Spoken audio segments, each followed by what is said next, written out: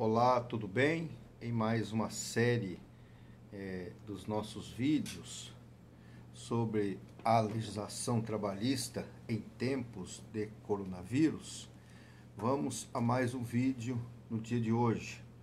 Desta feita, vamos falar sobre o aviso prévio em tempos de pandemia. Uma força maior, será que é possível o empregador se eximir dessa obrigação? Então, nosso título é Aviso Prévio, sendo a pandemia Covid-19 considerado motivo de força maior para a rescisão do contrato de trabalho, o aviso prévio é devido pelo empregador? Antes de responder essa pergunta, é mister fazer algumas considerações. E peço que você já deixe aqui o seu like, faça o seu comentário. A pandemia Covid-19, como motivo de força maior para a rescisão do contrato de trabalho, ela é definida como todo acontecimento inevitável em relação à vontade do empregador e para a realização do qual ocorreu, direto ou indiretamente. Isso está previsto na CLT, artigo 501 no caput. Diz assim: a imprevidência do empregador não exclui a razão de força maior. Artigo 501, parágrafo 1º.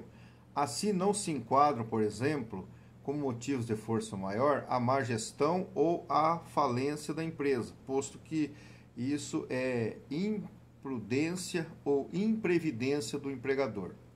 É importante sublinhar que o evento aplicável, que se qualifica como força maior, além de inevitável, ele deve ser irresistível. Se ele não tem essas qualificações, não é considerado força maior e deve afetar substancialmente a situação econômica da empresa, de modo que é impulsioná-lo à adoção de medidas drásticas, romper com alguns ou todos os seus vínculos empregatícios, ou mesmo conduzi-los ao fechamento do estabelecimento, ou estabelecimentos, quando tem filial, ou então até a extinção total. Especificamente, no que toca à pandemia ocasionada pelo coronavírus, muito se discute se o fechamento compulsório de estabelecimentos, determinado pelo poder público, que tenha como um dos efeitos a terminação de contratos de trabalho por iniciativa do empregador, em decorrência da grave situação financeira a ele imposta, poderia configurar o fato príncipe. O que é o fato príncipe? Aquilo que é feito pelos governantes, no caso, o governador de estado, prefeito e o presidente da república. Em nosso país, mais precisamente, governadores e prefeitos. Isso caracteriza um fato príncipe de gênero de força maior. A teoria do fato príncipe, que é um dispositivo do Código Civil, ele está também previsto no artigo 486 da CLT e consiste na paralisação temporária ou definitiva do trabalho, motivada por ato da autoridade municipal, estadual ou federal, ou promulgação de lei ou resolução que impossibilite a continuação da atividade econômica. Uns defendem que tal interferência do poder público, motivada pela pandemia do Covid-19, configura fato príncipe. Eis que presente alguns pressupostos: paralisação temporária do trabalho, determinação por ato de autoridade que impossibilitam a continuação da atividade econômica. Os seus sectários amparam-se na teoria da causalidade direta ou imediata, concretizada por meio do dano direto e imediato, que surge da interpretação do artigo 403 do Código Civil, pelo que tão somente configuraria fato príncipe se o ato do poder público fosse vinculado e não discricionário, como justificam ser atos de paralisação temporária das atividades econômicas emanadas pelo poder público. Outros sustentam que a situação não configura fato príncipe, pois, para se enquadrar como tal, a atuação da administração pública deveria estar amparada em critérios de conveniência e oportunidade, ou seja, quando o motivo do ato administrativo decorrente da vontade do gestor, o que não é o caso de uma pandemia mundialmente reconhecida pela Organização Mundial de Saúde, que tem impacto na vida de todos. Assim, na espécie, o ato do gestor assume-se ao reconhecimento da pandemia e o motivo do ato administrativo não é vontade do gestor. O motivo do ato é o fato da vida. Portanto, neste tipo de suspensão da atividade econômica, o Estado estaria não defendendo o interesse próprio, mas sim protegendo o interesse de toda a comunidade. Então, há essa discussão se é fato príncipe, é uma vontade do governante ou ele fica coagido em nome da saúde e de preservar vidas.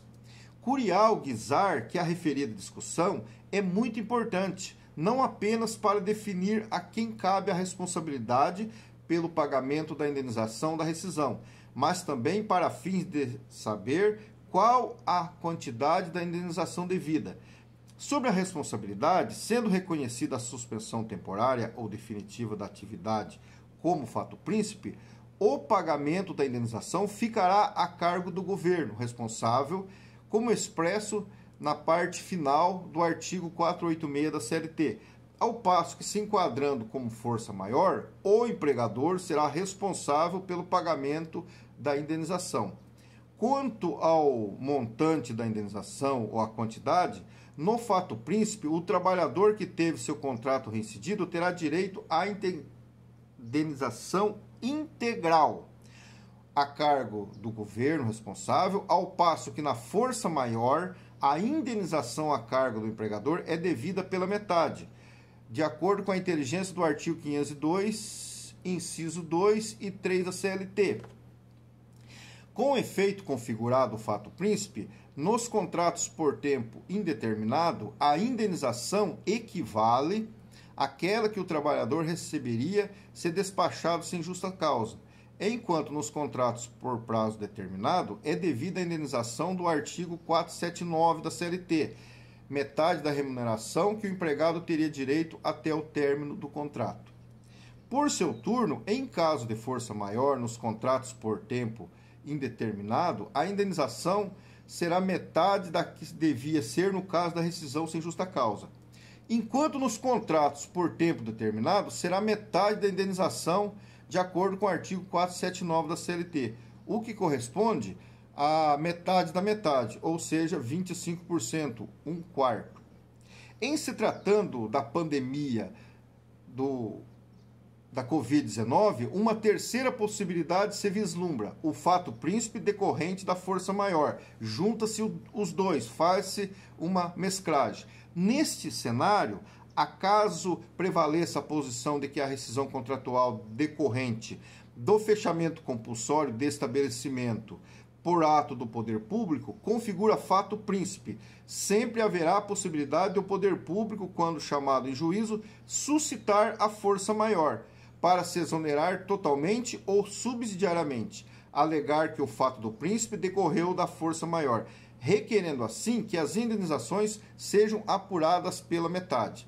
Feitas as considerações acima e partindo-se da premissa de que a rescisão dos contratos de trabalho em decorrência da pandemia do Covid-19 enquadra-se como motivo de força maior, cabe indagar quais as parcelas devem ser pagas pela metade.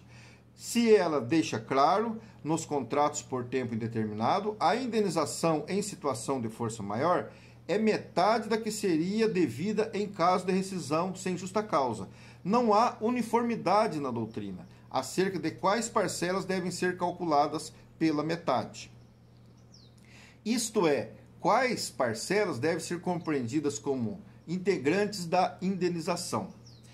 Luciano Martinez defende que todas as parcelas devidas na rescisão devem ser apuradas e depois calculadas a sua metade. Isto é, seriam as seguintes verbas. Vamos lá. Metade do aviso prévio, metade das férias proporcionais com 1/3, metade do 13º proporcional e 20% da indenização do FGTS. Já outro doutrinador do direito do trabalho, chamado José Cairo Júnior, se posiciona no sentido de que apenas a indenização do FGTS devida pela metade devendo as demais parcelas serem pagas integralmente. Vale dizer que o empregado recebe totalmente o aviso prévio, 13º salário, férias proporcionais, 1/3 e, no caso, o FGTS pela metade.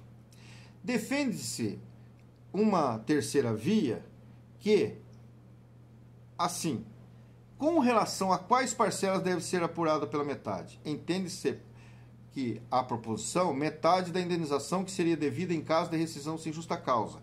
Referido ao artigo 502, inciso 2 da CLT, deve ser interpretada restritivamente. Assim, somente o acréscimo do FGTS que é devido sofrer o abatimento. Afinal, nos termos do artigo 7º, inciso 1 da Constituição Federal, que é a legislação top na pirâmide Kelsen, os atos constitucionais transitórios, a indenização compensatória pela despedida sem justa causa corresponde justamente ao acréscimo de 40% do FGTS, donde o 13º proporcional, as férias proporcionais, 1/3 devem ser pagas integralmente. De uma outra parte, considerando a natureza e a finalidade do aviso prévio, este não será devido a nenhuma das partes, a rigor, constituindo o aviso prévio em uma declaração unilateral, recéptica, por meio do qual dos contratantes dá conhecimento ao outro contratante da sua isenção de romper o contrato. Não tem sentido se cogitar da sua concessão quando diante de uma situação de força maior, ao qual o empregador sequer tinha como prever ou evitar. Em suma, entende-se que são devidos pela integridade o 13º salário, as férias proporcionais com 13º pela metade e o acréscimo do FGTS, que ficaria a metade, em vez de ser 40%, 20%, exonerando seu empregador do aviso prévio. Em outras palavras, o empregador deve pagar o total do 13º salário, o total de férias com mais 1/3, 20% do FGTS e nada a título de aviso prévio. Por fim, cumpre salientar que o saldo de salário dos dias laborados e as férias vencidas com 1/3 sempre são na integralidade, por serem direitos adquiridos, assim como também é devida a liberação do FGTS depositado, conforme autorizado pelo artigo 20, inciso 1 da Lei 8.036/90. Este conteúdo, ele interessa mais ao empregador. Em síntese, por que eu expliquei tudo isso? Quando o advogado é contratado pela empresa, ele conseguir fazer uma boa sustentação, uma boa defesa, ele vai conseguir fazer com que consiga eximir o seu cliente, o empregador, a empresa, de pagar o 13º salário. Eu me chamo Sebastião Nunes da Rosa, sou professor de Direito, e se você curtiu, se você gostou desse vídeo, fale aqui abaixo, comente e espalhe por aí. Um forte abraço.